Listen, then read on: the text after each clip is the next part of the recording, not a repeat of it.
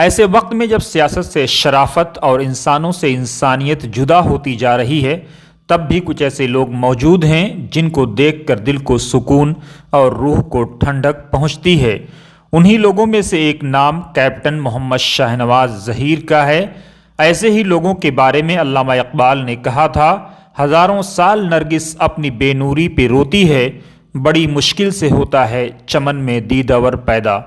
Captain Mohammad Shahnawaz Zaheer UP के ज़िला बिजनौर के गांव चांदपुर में 7 नवंबर 1964 को पैदा हुए। आपने हाई स्कूल तक की तालीम अपने आबाई ज़िले से ही हासिल की। फिर हायर एजुकेशन के लिए बाबा कौम, महात्मा गांधी के ख्वाबों की ताबीर और मौलाना मोहम्मद अली जौहर के चमन जामिया मिल्लिया इस्लामिया का रुख किया। मैं मोहम्मद शाहनवाज ज़हीर चांदपुर से बिलोंग करता हूं, जो डिस्ट्रिक्ट बिजनौर में है। मैंने 10th क्लास तक अपनी पढ़ाई MM इंटर कॉलेज चांदपुर से की। उसके बाद 11th और 12th जामिया से किया। 12th पास करने के बाद जामिया में स्कूल ऑफ एविएशन ज्वाइन किया और अपनी फ्लाइंग कंप्लीट करने के बाद 1989 में एयर इंडिया ज्वाइन की। आसमान में गोता लगाने वाले कप्तान शाहनवाज की जिंदगी भी उतार चढ़ाव से अछूत नहीं रही। 30 अप्रैल 2013 वो दर्दनाक लम्हा उनको देखना पड़ा जब उनके साथी कप्तान परवीन दयाल इस दुनिया को छोड़कर चले गए।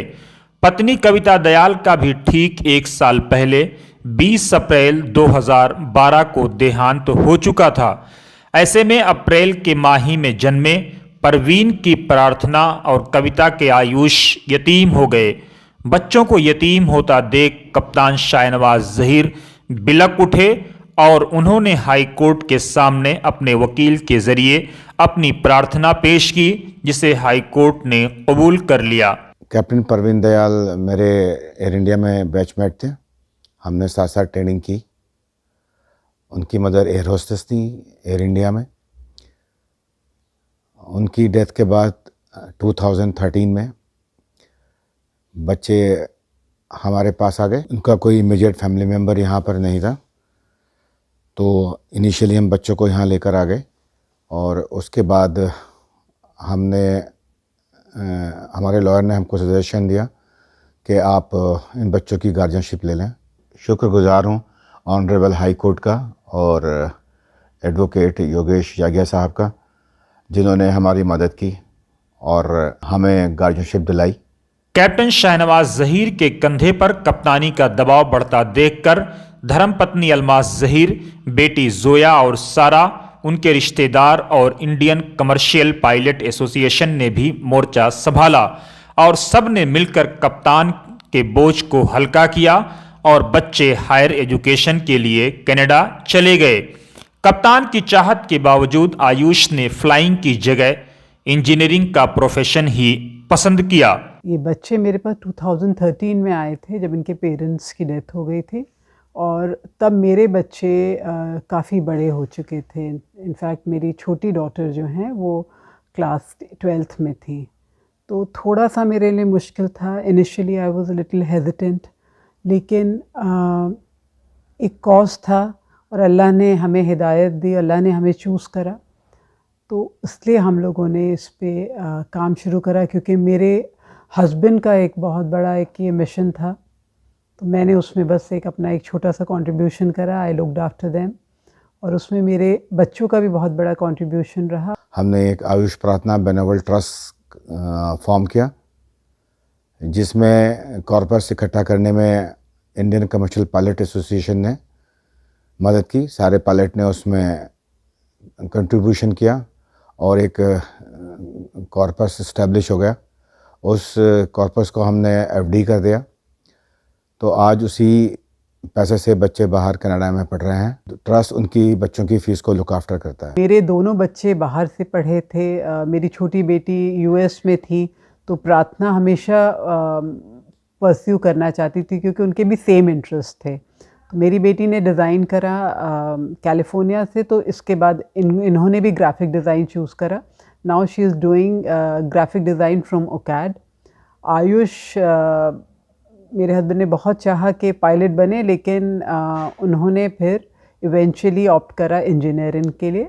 और आयुष जो हैं UBC से इंजीनियरिंग कर रहे हैं, कंप्यूटर इंजीनियरिंग। एयर इंडिया ने इन बच्चों को फ्री टिकट प्रोवाइड्स किए हैं, जो उनको बाहर पढ़ने में मदद दे रहे हैं। काफ़ी लोगों ने हमें सपोर्ट किया,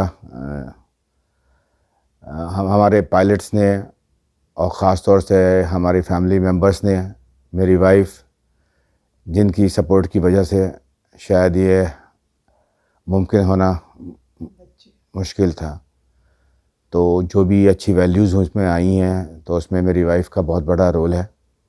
मेरी फैमिली, मेरी मदर इन लॉ, मेरे पेरेंट्स, वो लोग सभी हमारे साथ रहते हैं। अब बच्चे जो हैं उनके पास दादी, नाना नानी, फुप्पो, चचा, खालू सब लोग थे। तो ये पूरी एक फैमिली का एक सपोर्ट था। कप्तान शाहनवाज ज़हीर और अलमास ज़हीर की ज़िंदगी में उस वक्त एक भावुक पल भी आया जब आयुष ने उन्हें अपने गिफ्ट से सरप्राइज़ दिया। हमारे लिए एक बहुत इमोशनल मोमेंट था जब आयुष एक जॉब कर रहे थे, part time job. Initially first year में गए थे, वहाँ सब बच्चे कनाडा में करते हैं। तो उनको जब फर्स्ट सैलरी मिली तो उन्होंने मेरे लिए एक गेस्ट का बैग और मेरे हस्बैंड के लिए एक गॉगल्स ख़रीद के बच्चे ने सबसे पहले मतलब उसने भेजा। कनाडा में भी प्रार्थना और आयुष को अंकल शाहनवाज और आंटी अलमास खूब याद आते हैं। आंटी, आई विश मैं आपके साथ सेलिब्रेट कर सकती, बट क्या कर सकते हैं। I miss you and I hope कि हम जल्दी मिलें। Okay, have fun. मैं आपको थोड़ी देर में कॉल करूँगी। Bye, love you. Happy birthday aunty, आपका खाना बहुत मिस कर रहा हूँ मैं। And congratulations on the half century and have a great year ahead.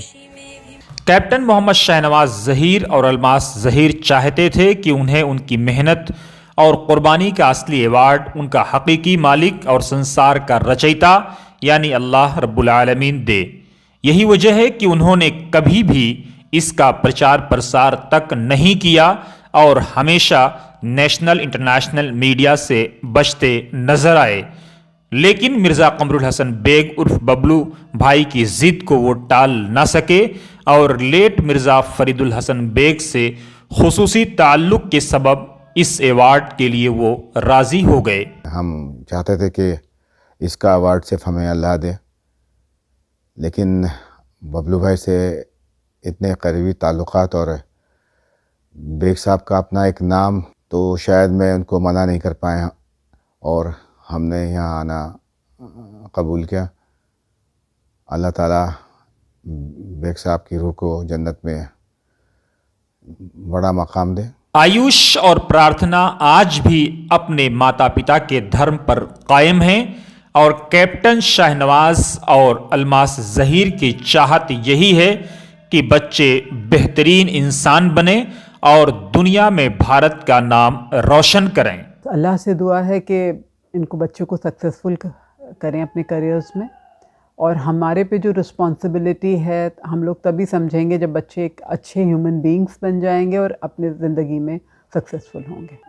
मेरे हिसाब से इंसानियत का रिश्ता सबसे बड़ा रिश्ता होता है और हम लोग के लिए भी, सबके लिए ज़रूरी है कि हम एक अच्छे इंसान बने, मुल्क के प्रोग्रेस में हम लोग कंट्रीब्यूट करें, तभी हम, यही हमारी ज़िंदगी का मकसद होना चाहिए। जो उनके माँ बाप का मज़हब था वो उसी मज़हब पर चल रहे हैं और आगे भी हमारी कोशिश रहेगी कि वो एक अच्छे इंसान बने और दुनिया में अपने मुल्क का नाम रोशन करें।